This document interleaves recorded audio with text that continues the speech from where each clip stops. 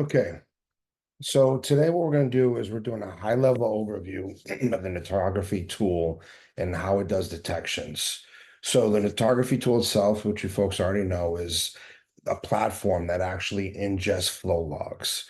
It ingests flow logs from your basic sources, from on-prem devices, so routers, switches, firewalls, and then from the main cloud providers. So you have AWS, you have Microsoft Azure, you have the Google Cloud provider, GCP, you have Oracle Cloud, and you have the IBM Cloud. So the first thing to talk about is, as you can see right here, I'm logged into the Netography tool. Folks should have a basic understanding, or maybe you haven't seen it, but for the purpose of this overview, and if you need to work through after this for do a free trial, is the basics of this are going to be when you log in, you're going to log into what's called the home screen. This is what you're going to see before you. What you're going to need to worry about for the demo today is we're going to be working within events themselves. So these are all the detections that the Netography system is actually catching. And then detection models, which is actually the models that make up these detections that fire and actually create all these events within the Netography system. So what I'm going to do is I'm going to pick a couple of detections, so events that have actually fired. We'll dive into them from the flow logs that actually caused them to how we troubleshoot, how we do an incident response, to why it actually fired in the first place. So you'll get a good picture of how Netography can get an alert, and then with one or two clicks, you're able to kind of pivot and see a lot of information without having to look at another tool. You know, trouble going on in my system. Do I have traffic going to other countries that shouldn't be going out there? Do I have protocols firing like, say, FTP or SH that shouldn't? Do I have crypto going on? Do I have curb roasting? We run the gambit from A to Z on detections on what you can derive from flow, and it's pretty numerous. Now, the first part of this that I like to cover before I actually dive into the actual detections, what is flow? You know, flow is pretty basic. A lot of people have kind of a misconception of it. It's not DPI, so it's not deep packet inspection. So when you look at some of your NDR tools, is we're going to be a facsimile thereof, okay? So what we're doing, like I said in the beginning, is we're ingesting flows from whatever various sources a company might have. You know, for example, I'm looking right here at a demo system. So if I actually go to the Netography platform and I actually click traffic sources, you can see within here that the traffic flow I'm getting for this demo system is from a variety of sources. If you take a look here, you can see a little routing device, switching device. That means I'm getting this flow from on-prem. This right here means it's the AWS symbol, so I'm getting the cloud flow and just logs from AWS. Down here, you can see I'm also ingesting logs from Azure and from GCP. So we're getting a nice round balance of flow logs. If I were going to sort these, or you folks want to see what these look like, actually the names, you can see device, which means any physical device from on-prem. So from any data center, route, you know, branch office, remote location, it doesn't matter. And then like we talked about, all the VPCs coming from AWS that we're ingesting, all the storage groups from Azure. Azure's also just added VNet ingestion, which we'll talk a little bit about, and then the GCP flow logs. So what is a flow? A flow is pretty basic, right? So flow was introduced by Cisco in the mid-90s, 1996 to be exact was when, you know, NetFlow version 1 came out. And all the flow is, it's a unidirectional stream of packets. That's it. What are the traits of a flow packet? Well, they have the same source and destination IP address. It has the same layer 4 protocol. It has the same TCP or UDP source and destination ports. It has the same type of service byte in the IP headers. Those are the basic, we call, you know, the tuples of the basic NetFlow packet. And then what Netography is doing, what makes it so valuable is it's adding a lot of other fields to this flow record to help you in your investigation detections in your environment. So we're taking these basic flow records, we're adding all this contextual enrichment to it, and then from there, we're actually looking for things in your environment. We're going to fire on these vulnerabilities we see in your environment or informational attacks or any custom events that you might have created, and then we're going to report them to you. Then we're going to give them the ability to actually send those to other tools in your environment. We can send those to SIMs in your environment, to any SOAR product, ticket creation, it doesn't matter. All right. So the one thing to understand when you're looking at flow is, like I said, it's not deep packets, but it's actually, as we talked about, it's just basically a unidirectional stream of packets. Now, a couple of other things. What can export flow logs? Well, you know, I talked about the devices on-prem and the ingestion of the cloud flow logs. So when you look on-prem, a lot of things can actually export these. And we mentioned earlier, but it does good to, it's worth repeating. Any router on-prem, any switch, any firewall can send flow logs. You can configure to send flow logs to a target address. So anything that could ingest flow logs. And then from there, what it'll do is actually send those flow logs up to the Netography platform. Same goes for the cloud infrastructure. We would pick different VPCs, and then we're actually going to ingest those flow logs. We'll create flow sources on the photography side, and we'll ingest those VPCs from AWS or the VNets or network storage group from Azure, and the same with GCP. So every device is going to maintain its own internal cache of all the flows it's observed, and then from there it will send it up to wherever you want it to. In this case, we want to send the flow logs to Netography. So let's start taking a look. We're going to dive right in. We're going to start taking a look at detections, and then we're going to actually take a look at, we'll pivot to the models to actually create them. The purpose of this is not to cover the whole breadth of the Netography tool. Netography does a lot of different network operations, a lot of different security operations. The scalability and the breadth of visibility it gives you is very vast and very impressive. But the purpose today is just to kind of dive in and give you a high-level overview of the detections and the underneath coding and models actually create those detections.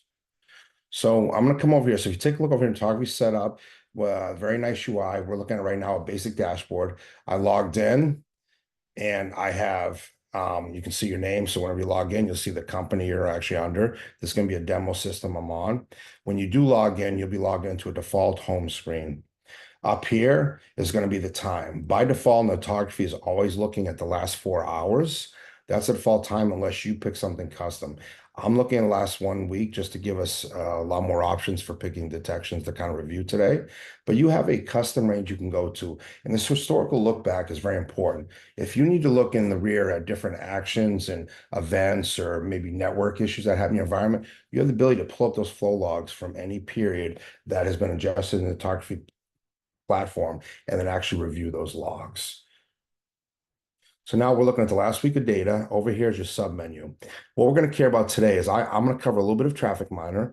I feel that's important to kind of show you folks a little bit what the flow logs are. So we'll come back to that. You're going to see when I'm in events and I'm actually looking at detections that are fired in my environment and I'm starting to do an instant response or I'm doing troubleshooting, it's going to pivot me over to the search screen. And that's going to be a very important piece of troubleshooting. That's how we're going to look at the flow logs. So we'll cover that. So if I actually click the events, you notice you're going to get a choice of what kind of default view you want. By default, it's actually going to list it by asset summary. You can look at by detection summary or event list. For the purposes overview, to make it as easy on the eyes as possible and kind of flow nice and easy, we're going to look at detection summary. What this does is this gives a nice graph right here of how many detections, as you can see, I have coming in per minute. And then if I scroll down a little bit more, what I'm going to get is I'm going to get a list of actually all the detections that are fired. Remember I said the default is 4 hours, but we're looking at 1 week right now. So what I'm looking at right here is the last 1 week of detections that are fired in this demo environment. All right, so we'll start with the basics, and then I'm going to kind of start pivoting, and we'll dive in and we'll get a little granular when needed. So for the first one, you see that we're listing by the actual detection model, but the reason this is listed number one, as you can see by the total count. So a lot of things going on here on this one screen right here. It's telling us, hey, this is the detection actually fired, what category it's listed under, how many have fired in that time frame, and then the severity. This is important. We fire at this time a high, medium, and low severity. And when we pivot to the models over here, I'll show you how that's determined. That's going to be determined by thresholds that are coded into each individual detection. Traffic is obviously going to be flow. Netography, we won't cover today, but also has the ability to ingest DNS flow logs. So DNS logs are very important in troubleshooting and can help enhance the Netography platform greatly. Today, we're just going to be working with regular flow traffic.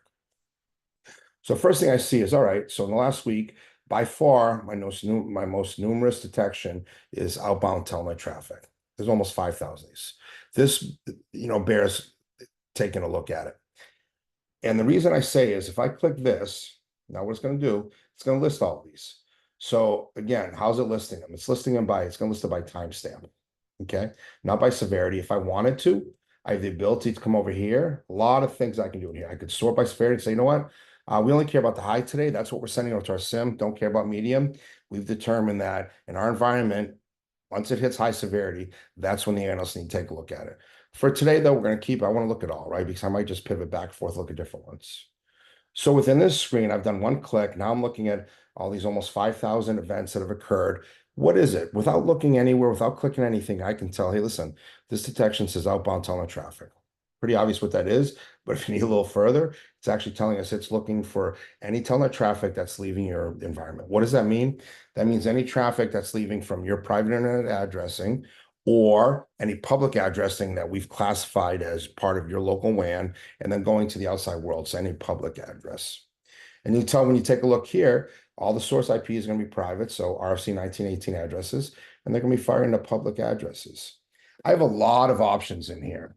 So the first thing I want to do as a SOC analyst is I cannot look through 5,000 events, nor do I want to, right? We don't have that kind of time. What I need to determine right off the bat, when my boss goes, hey, listen, we just got hit by almost 5,000 telnet alerts. Is this a problem? Is this something widespread? Do we have a bunch of rogue telnet traffic going out all over the internet? It's something that we need to worry about. Or is this contained? It looks like it's a lot, but if we do investigation, we see it's only down to one, two, three, a few machines. Is it small? Is this something that's already contained or is it widespread? Now, how would I determine that when I click the alert and I've got 5,000 events listed? What's the quickest way to do that? Well, for me, what I'm going to do is I'm going to do a couple of different ways. I can sort. So I can say, okay, let's take a look at either source IP or destination IP. We can pick one or the other. So I can say, okay, am I going to a lot of different places on the internet, or am I just going to a few? Am I coming from a lot of machines on my environment, or am I coming from just a few machines and it's not that widespread? It isn't that big of a deal, and then we can investigate the offending machines. First thing I'm going to do is say, okay, let's see how widespread this is. How far and vast am I going on the internet? So if I right-click this and hit Group By, you'll notice 5,000 events. The majority of these are actually coming down to, and it's only going to go the top 1,000 at a time. So we look at a top level and summary, and that's going to be 1,000. But if you take a look, there's 5 main IPs in this. Okay, so that's worth noting on the internet. Now, if I take a look at source IPs, is that going to be greater or less than, right? So if I do a group by on that, it's one machine. So I want you to take significance what we just did. I'm going to ungroup these. We're going to start from scratch. I went over here.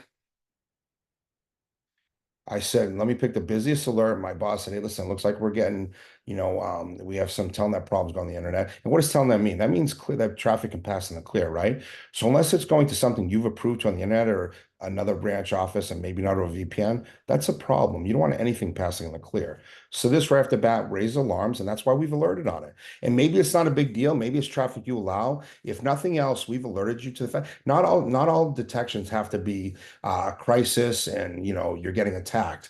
A lot of them are going to be informational. They're letting you know, hey, listen, this is going on in your environment. You don't know it, but it's occurring and has the potential to be very malicious. That's exactly what this is right here. So I saw there's 5,000 detections. Some are high, some medium. I click them. I scroll through and I'm like, okay, there's a lot going on here. And I showed you a couple of types. The first thing you want to determine as SOC analyst is, hey, is this widespread? Is this going to a lot of places? Is this a big deal? Or is it small and contained? Is something I can investigate fairly quickly? Well, how do we do that? Well, the alert was an outbound telnet traffic. That means this is traffic coming from your source IPs, your private IPs, to a public IP address on the internet. So I showed you the sorting feature, which we can do in any column. But I'm like, okay, so let me see how many machines from my environment are actually sending traffic to the internet via telnet. And if I right-click this and go group by, we went from 5,000 alerts, again, we're grouping 1,000 at a time, to one internal IP address. So from here, what I can do is say, okay, we have a thing called labels. You notice I clicked this IP address, I did a left mouse click, look what pops up. Remember earlier I told you, hey, listen, NetFlow is the basic 5 tuples, right? The source destination address, source and destination port, the protocol, the type of service, all that good stuff. And then I said, but what Netography does is that we add a lot of different metrics, a lot of contextual enrichment, either via our product or by ingesting things from your environment. Well, this is what I'm talking about right here. I see this IP address, SOC analyst. It might not mean anything to me. It's a private IP address. It's a 10 dot address. Now I'm gonna have to go search. I'm gonna have to ask people. I'm gonna have to start looking at other tools in my system, see what this is. Not necessarily. By clicking this, I pull out what's called an event tray in Netography, and look what comes up. Now I have a lot of information on here. I now know the name of the machine, the department, last known user. I know the location. I know the OS. So I went from, and I noticed the service is basically a lot of SQLs going on here. I know it's a server. So now what I know is, hey, listen, okay, a lot of things have happened in here. I found out that we don't have a widespread problem with machines sending telnet traffic to the internet. We have one, and that one machine is a server, and it looks like it hosts SQL. So that could be a problem. So now with only one click, I went into the events, I grouped the source IPs, a second click just by clicking the IP. Now I've got all this information. So now I can begin my investigation, but I know I don't have a widespread problem with telnet traffic on the internet. I don't have a ton of machines for my environment. And I don't have to start spending waste time on other tools looking for what this machine does, because this IP address might not mean anything, SOC analysts. Well, I noticed I gathered who the last known user was, what department it is, what the actual host name of the machine is. I know it's a server, not a workstation, and I know it does SQL. Okay, great. So what can I do from there? Let's take a look at a couple different things on what we can do from here. We can take a flow of this. We can look at all the flow logs from this IP. So I have this IP up now. I could actually click search flow. This is going to actually show me all the flow that occurs for this IP. And if you notice up here, I can take a look at events too. So I pull up events, I can see, hey, listen, is it just telnet that's going on in this environment? Or do I have other detections going on? Is this machine, is this a poison machine? Is there other things going on besides all these outbound telnet alerts? So it looks like so far it's just telnet, which, okay, so that's good. We don't see a ton of alerts. So in just a couple of clicks, I've learned what this machine does. I know where it's located. I know what detections it's been involved in. And I know if it's, hey, is this a poison machine or is this something it should be doing? Now, based on this facts of what we've just learned, I know, hey, this is a SQL server and there's almost 5,000 of these telnet detections. That tells me this is probably either hopefully this is a routine function the machine does. It's okay in this environment, something we need to whitelist, or you know what? We actually have a problem and it shouldn't be doing this and we can shut it down. Either way, we are now armed with the information we need to go further investigation. I want to pivot though right now. I'm going to ungroup these. I'm going to put us back to where we were. It's outbound teletraffic. And I want to show you the model that actually created this detection. So if I come in here to detection models, I've already got the name, so let's do this right here. You're going to see here's all the detection models. It says it's showing me 50 of over 300. Within photography event models, what we have the ability to do is you can see this little star right here, this little pivot, this little settings wheel. That means this is system detection. That means we created this. This was an automatic one put on the system by Netography. We also have the ability to create custom ones. So that means that if you have a set of criteria in your environment, you're like, hey, I wish I could know if X machines were coming onto X subnet or X machines going to X office, or hey, do we have FTP traffic going here, that kind of thing. You can create, that is again, another benefit of the Netography platform. The scalability that we provide, one, the breadth of visibility. So now you can see everything in your environment because it's really easy to start sending flow logs as opposed to say, packets, DPI, that kind of thing. Now I can actually create a set of conditions on all that traffic that I couldn't see before and start listing anything I want to see. Like I just talked about road traffic, countries of concern, that kind of stuff.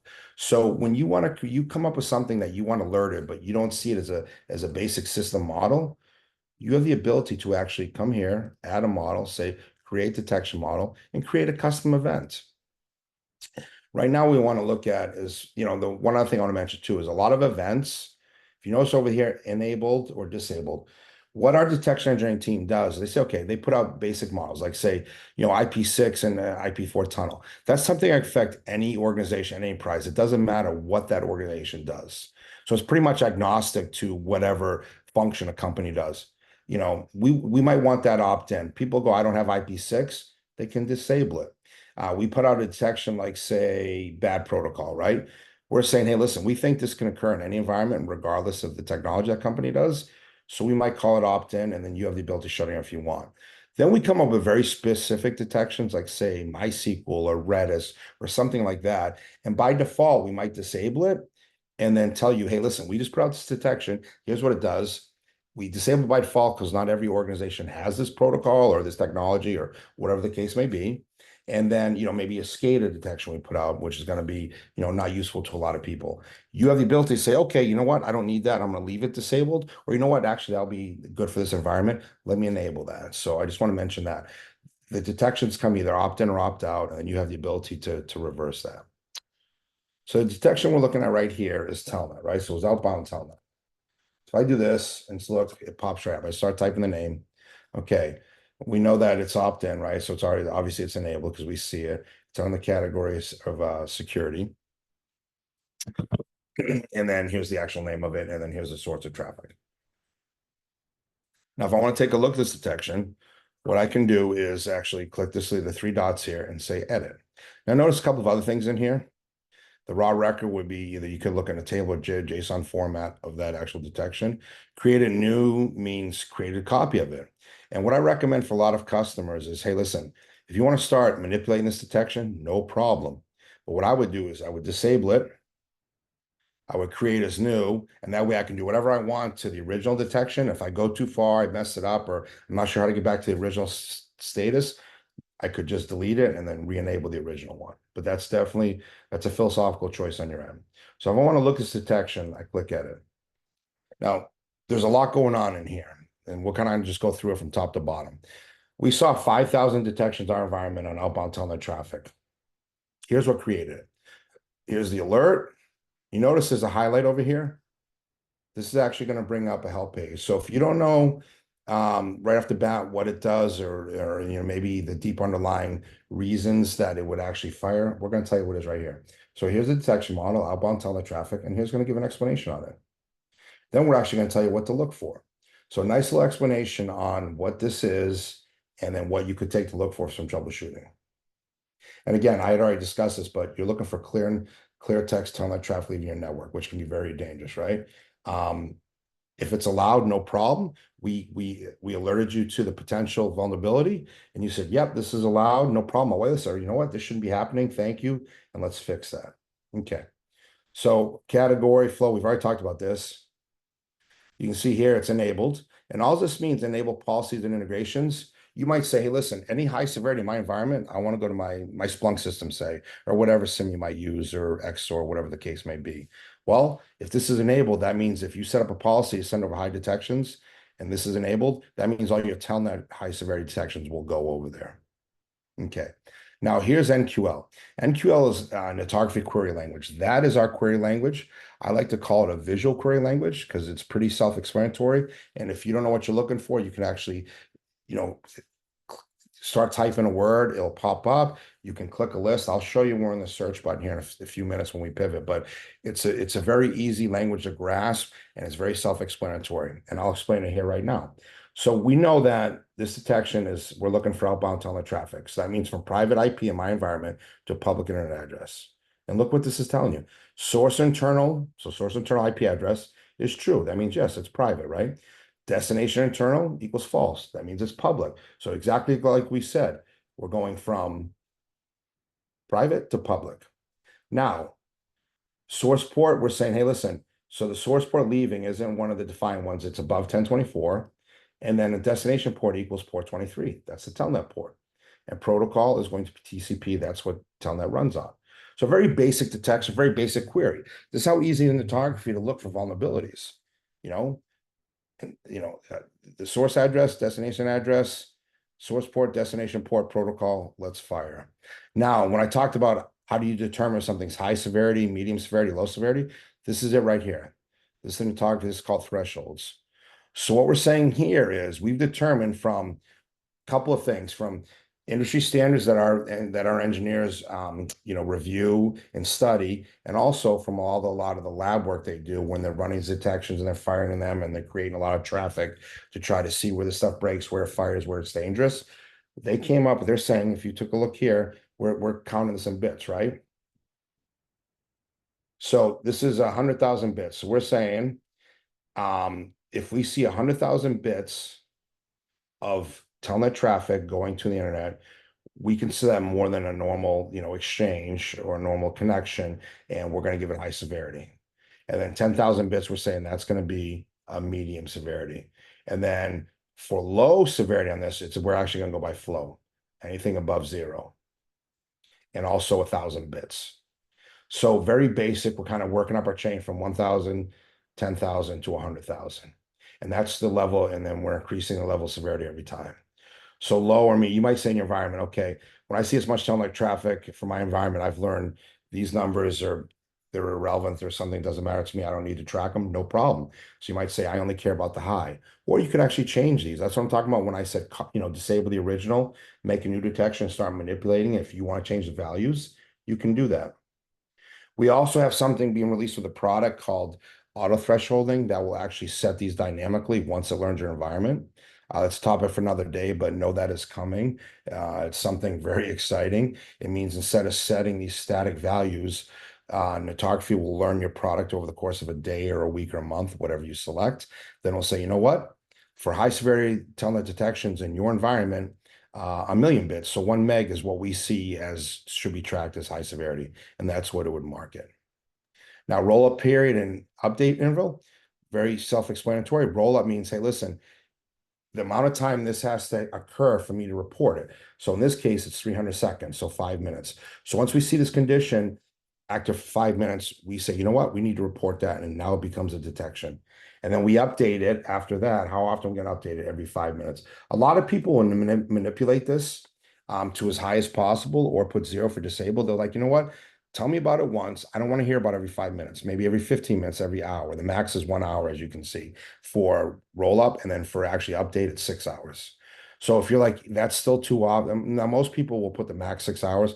I don't see a lot of disabling because if the condition's still occurring in your environment, you want to know about it. So that's kind of the basics of detection. It's telling you all about it. If you need an explanation, click it. It'll give you a nice little explanation of what to look for. Here's the logic that actually sets the condition to tell us about that detection. Here are the thresholds that actually create the ability to determine if it's low, medium, or high when it fires.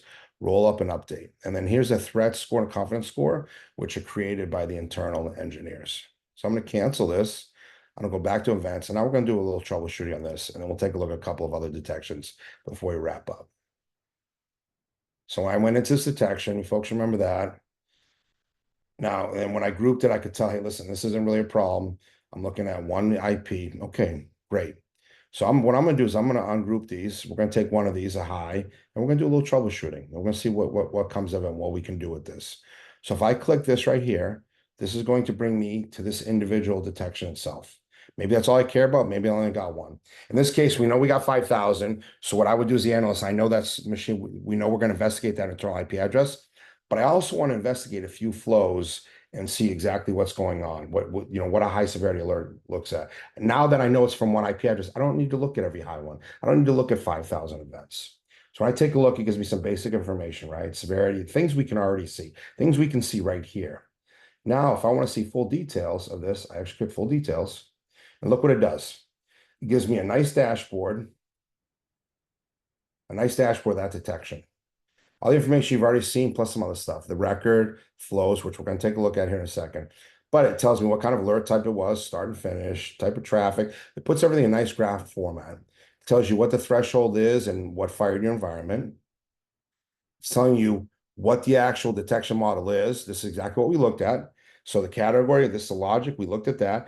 So this is a high, and it's showing you exactly what I showed you in the detection model. Here's the threshold that caused it to fire. And what do we track? And we're tracking the source IP and the destination IP, which we covered when I grouped them.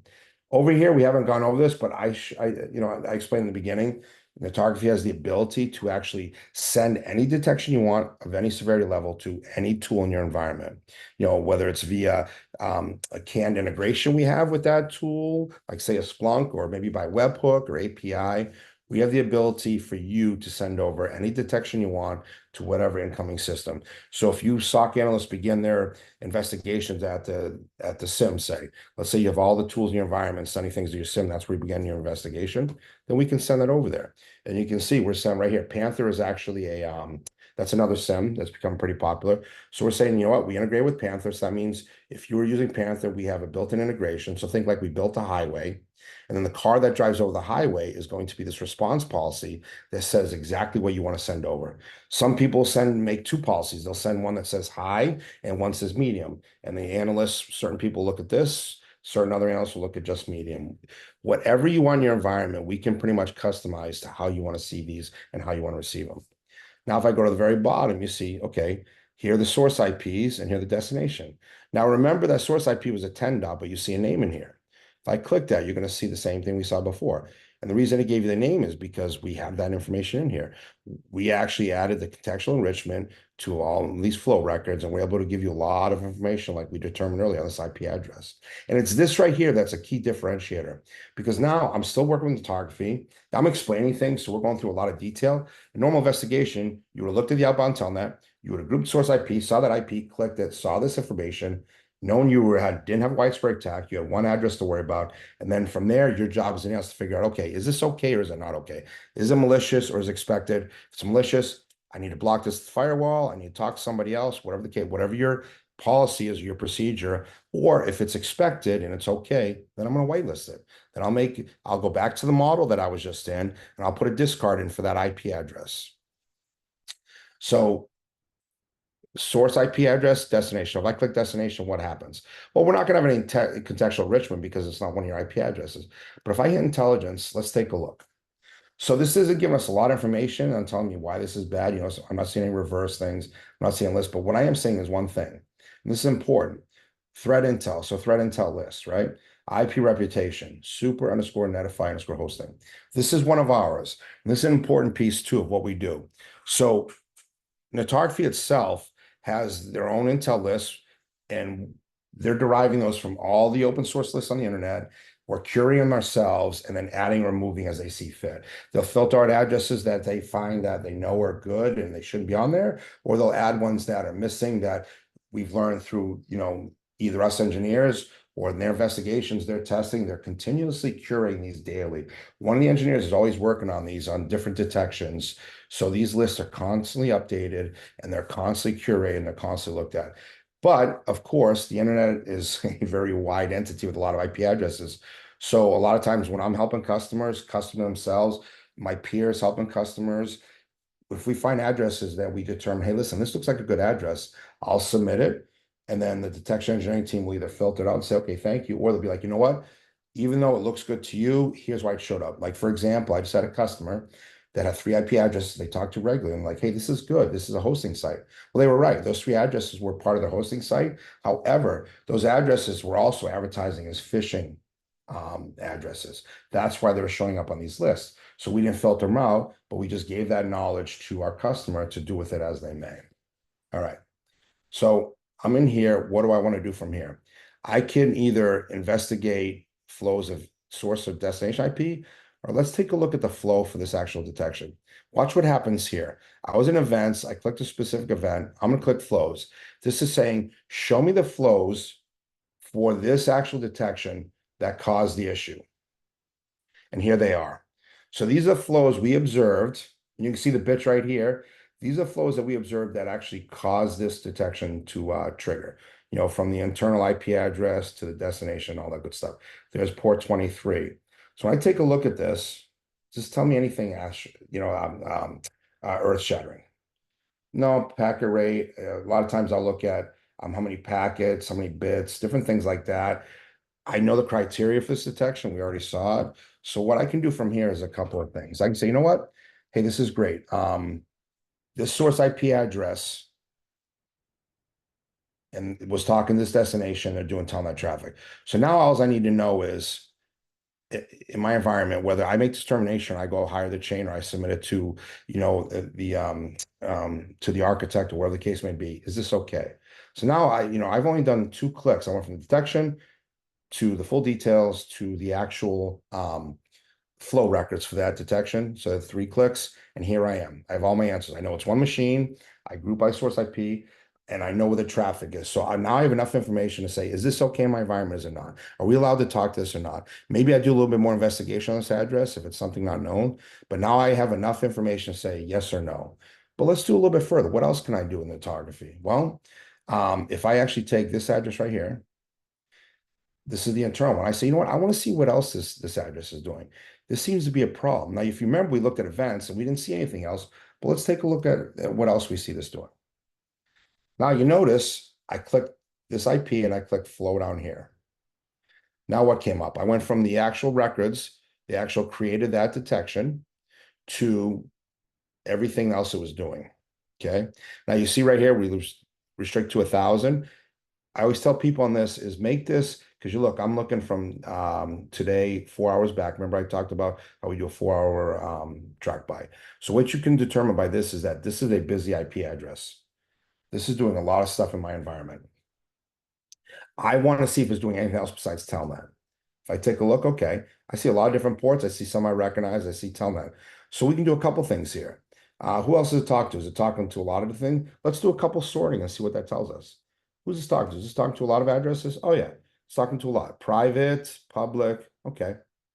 That gives me a little bit of information. More importantly, I want to see the protocols because all I was worried about was Telnet originally, but just for my own sanity, before I go talking about, blocking things at the firewall, investigating this machine further, let's see what else this machine's doing. And you can see, I want to see the main activity. I see a lot of ones and smaller stuff here, but I see some big ones, right? Obviously, we expect Telnet, but what's above Telnet? I see a lot of web traffic. Interesting. I see a lot of DNS traffic. Then I see something on ephemeral port 5223 that I don't recognize. I would investigate this. So I've given myself, with one click, the ability to say, you know what? Let's take a look at this IP address and see what else they're doing besides its detection. And from there, I was able to determine, okay, yeah, here's what I expected. But what else? You can see the SQL traffic. We expect that. We see some time traffic. Look, interesting. Look at this. We see a little FTP traffic. You can see the passive FTP here. You see 2021. We see some SMB, LDAP, different things, right? Now, what would be curious? What were things you would look at here? Well, for the SMB, the first thing I would look at is I would hit this and see who he's going to. Where the destination address? Is this thing going anywhere? As you can see, its destination, is it going public? I don't want SMB going on the internet. And I can take a look and see these are all internal. So I can say, okay, no problem there. That was easy to investigate, right? FTP, it's not that numerous, but who's it going to? Is it going to, no, all internal. Great, okay. So look at this. Just by grouping and clicking, 1 or 2 clicks, we're able to get all this value information. I learned everything in the world about this machine by one, clicking and seeing the label, right? So we were able to see over here. Remember when I opened the tray, I was able to see all this information about it. I pivoted to flows. All I did here was say, just show me flows, 1 click, and then I sorted ports. Now I can see everything this machine's doing. Then I can pick each protocol, SQL. Who's this doing SQL with? Then I can see if it's internal, external, whatever the case may be, right? So you were able to see all these applications running this machine and the different flow, interactions having, whether it's your environment, more importantly, the internet, just by 1 or 2 clicks. You can see secure LDAP down here. Okay, that's great. Is that going on the internet? Nope, everything's internal. So it looks like so far, just from, couple of clicks that we can determine, all right, looks like it's doing normal traffic. I would expect to see a lot of these protocols when it's doing SQL. I wouldn't expect FTP, but we looked, that looks internal. Okay, might not have to worry about that. Maybe I still check on it because you know what? Hey, listen, I remember my boss said FTP isn't approved with certain subnets, or maybe not approved at all. I focus on Telnet. I know I need to go see if that address to 199, if that was approved or not, if that's normal activity for my environment or not. But now I've also gathered these other things that I can start to look into. So this is, we did the incident response, but then we did further troubleshooting because we're already here. And without having to do a lot of work or other tools or other investigation or taking up a lot of time, without me describing this and you folks just working your way through this whole thing would be a 2 to 3 minute process. So I'm going to come back to detections. We highlighted mainly one because I want to go very thorough over, hey, listen, this is what the model looks like. This is every detail of detection. This is how you pivot the search. This is how you do incident response. This is how you do troubleshooting. This is what forensics looks like. But, let's keep in mind, we look at the models. I showed you there was between custom and system, you can have several hundred in your environment. But we have a lot of different things in here. Like if I type in right here, mining. Yeah. So I type in mining. You see a couple right off the bat. Hey, look, Bitcoin node, coin miner detection. Let's take a look at coin miner. Let's just take a look and see what are we doing in this one, right? If I take a look in this and it goes back, remember I told you about this. This is a good example right here. Now, stuff like here, you're gonna recognize. Hey, show me source port above the dynamic ones, and protocol doesn't equal ICMP. So it can be TCP or UDP for this coin miner. But more importantly, why are we flagging this? And I'll tell you, is we have an IP rep list based on categories, and our category is Nito_coin miner.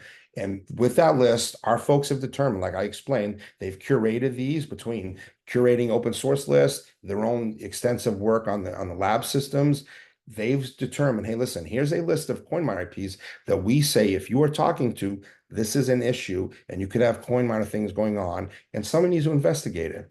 And when are we firing on it? Well, if we see that IP one time, we're going to say, hey, listen, you might want to take this medium. If we see talking the same one more than 3 times, we're saying this high severity. We think this is a problem. This isn't an accident. Kerberos is another good one.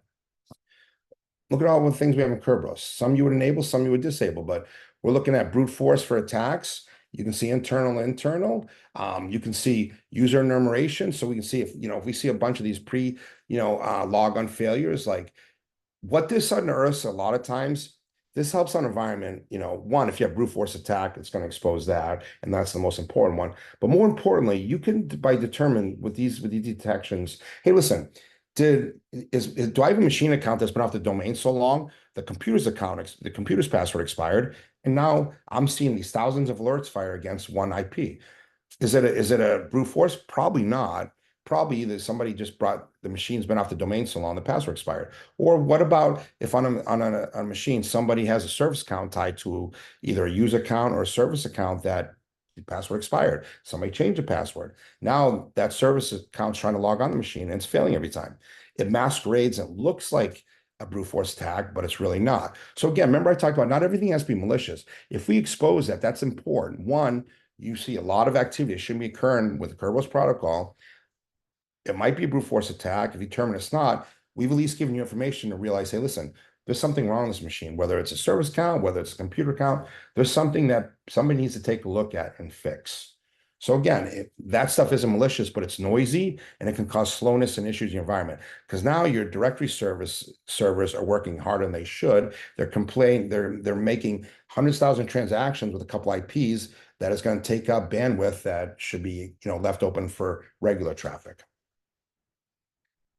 If we take a look, get rid of this.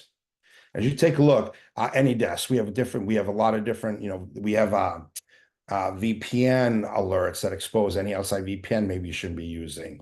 BitTorrent. This is another good one. This is, if we take a look at this is going to be based off of, if you take a look, our lists, again, that I talked about, and also you can see the different ports. So for BitTorrent, we know, hey, listen, we recognize port 6889. We're looking for that port specifically, and then we're also looking for the different lists we've curated. Another one is communication to bad rep. This is a great one. If I open this one, take a look at this. There's a lot going on here, but look at all the categories, all these threat lists. When I talked about the engineers are curating this and reviewing it daily and put a lot of work into this, and this is a really hard one, right? A lot of tools fail on this one because the internet it's vast, right? There's a lot of bad IPs out there.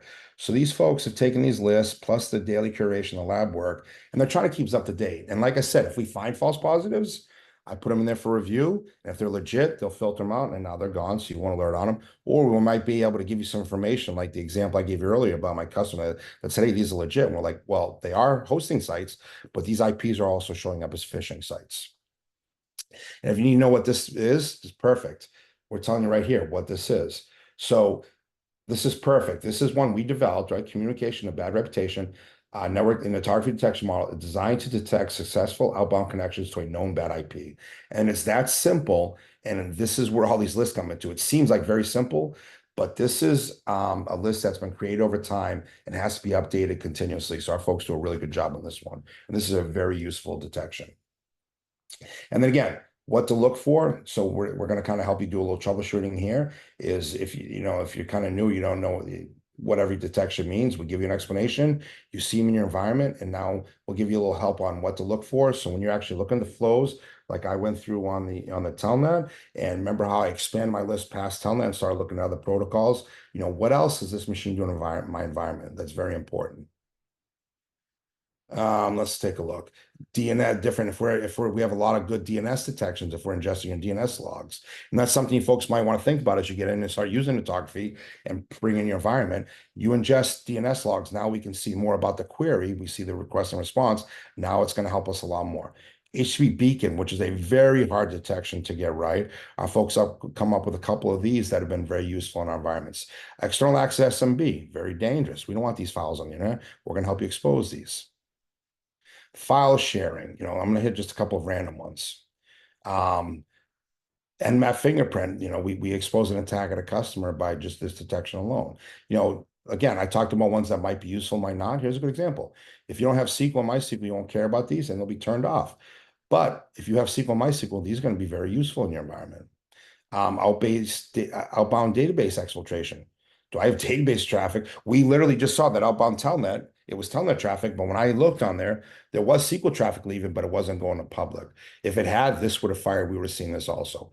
FTP, IMAP, LDAP, ping. So we're kind of running the gamut. And my point is here, we have hundreds of these detection, but if you have a set of criteria, like I really want to detect this, but I don't see it anywhere in Netography, no problem. Add model, hit detection model, and look at this. You have a blank slate. You can create, say, if I say, I'm going to give you a quick example before we wrap up. Traffic to, let's say, Russia, right? Okay. Traffic to Russia. I might put in, I'll just, make one up for right now. Security, okay. Traffic types flow, I want to enable it and everything. Now look at the MQL. So I would say, okay, so remember we looked before, if you don't know what you're looking at, if you don't know how to use MQL, just start scrolling through. I want to, because this is pretty simple, right? Traffic to Russia. Well, that means traffic from an internal IP to a public. Okay, no problem. So I say, okay, source internal equals true. It's an internal, right? And destination internal equals false. And so I could do like say destination, and look at the options I get. I want to do country code equals Russia. I don't know full Russia, but I do an R, what comes up, and I know it's RU.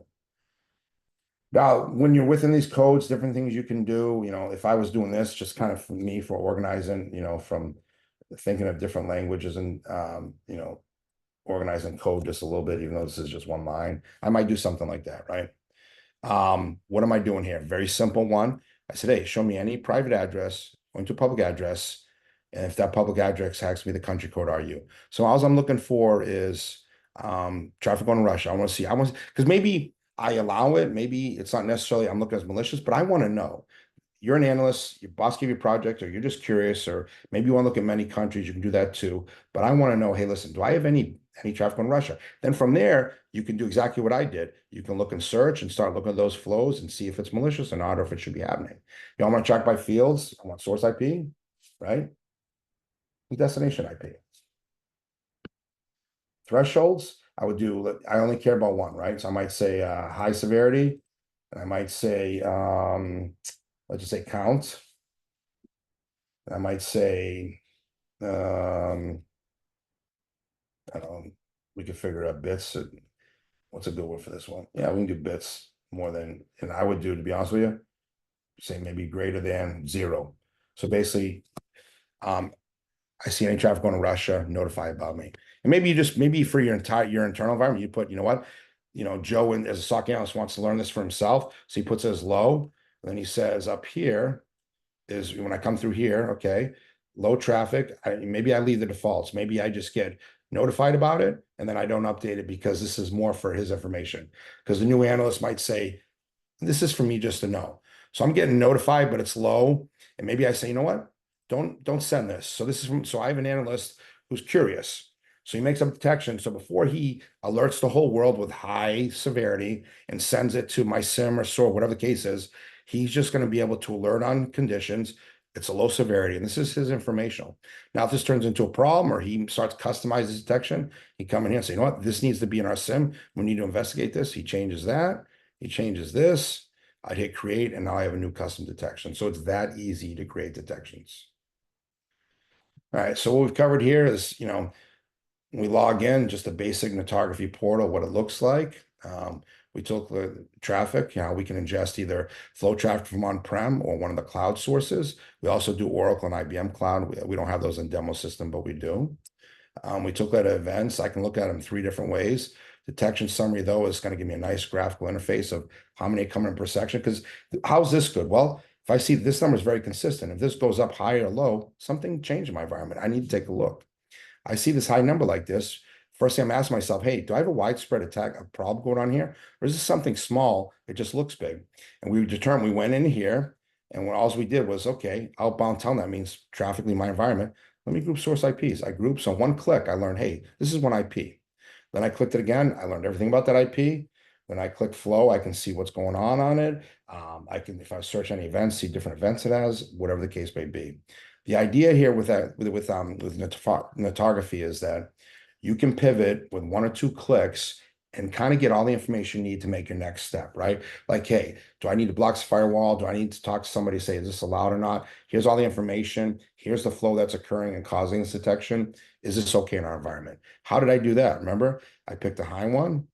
I looked over here and I said, you know what? Show me the flow for that detection. And we pivoted right over here and it showed me that flow. So I take a look, you can see telnet, and I said, you know what though? Remember, I took the source IP and I said, okay, great.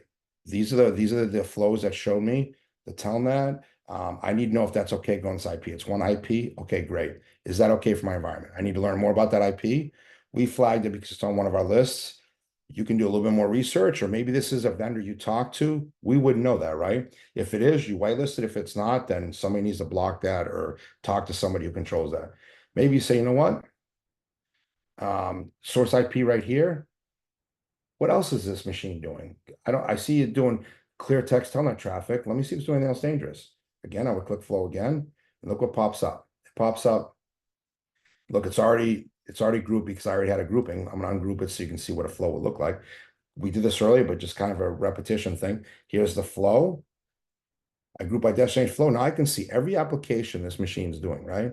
And I see stuff I knew about Telnet, but you know what? I got a lot of DNS, I got this going on, HTTPS, whatever the case may be. So you have the ability with just a couple of clicks to be able to pivot and see everything in your environment. That's the key, right? With flow traffic, which is basic, but then I show you how we add to those basic 5 fields with the contextual enrichment, whether it's us doing it or we're grabbing more information in your environment. So I was able to show, hey, listen, you don't have to look anywhere else. Here's what this IP is in your environment. Then from there, I'm able to look at the detection. Is it a big deal? Is it widespread or is it small? And then from there, I can actually pivot and say, what else is this doing? Is it talking to anybody else, any other countries, anybody internally? And what applications is this machine doing? So you have the ability to, one, with Netography and the easy way we ingest flows from either cloud or on-prem to get that visibility that most people don't have today, especially in the cloud. Cloud visibility is it's a very hybrid thing right now. It's very tough. It's kind of tough to account for. That's why using flow logs makes it a lot easier. And then the ability from those flow logs to have visibility that I'm going to say you probably don't have now, but more at least enhance any visibility you do have. And then now with that visibility, we're able to detect on conditions in the cloud or on-prem that you're not able to today. And, we use a Telnet example, but I showed you a lot of other ones, from crypto mining to SQL to Kerberos to bad IPs to BitTorrent, different things like that. And if you need to create a custom detection, that ability is there also. So I'm going to stop right there and we're going to stop the recording, and then we can kind of take any questions from there.